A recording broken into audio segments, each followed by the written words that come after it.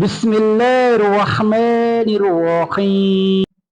ہمیشہ ایسے شخص کو چنا کرو جو آپ کو عزت دے، کیونکہ عزت محبت سے کہیں زیادہ خاص ہوتی ہے۔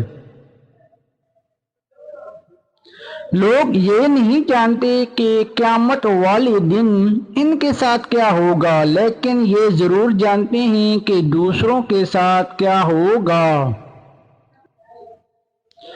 اگر کوئی آپ کی فکر کرتا ہے تو اس کی قدر کرو، کیونکہ دنیا میں تماشائی زیادہ اور فکر کرنے والے بہت کم ہوتے ہیں۔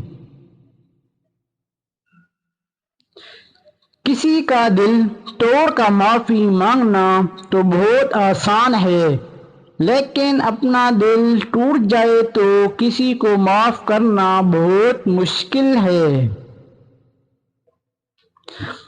دوستی اور محبت ان سے کرو جو نبھانا جانتا ہو، اور نفرت ان سے کرو جو بلانا جانتا ہو، اور غصہ ان سے کرو جو منانا جانتا ہو۔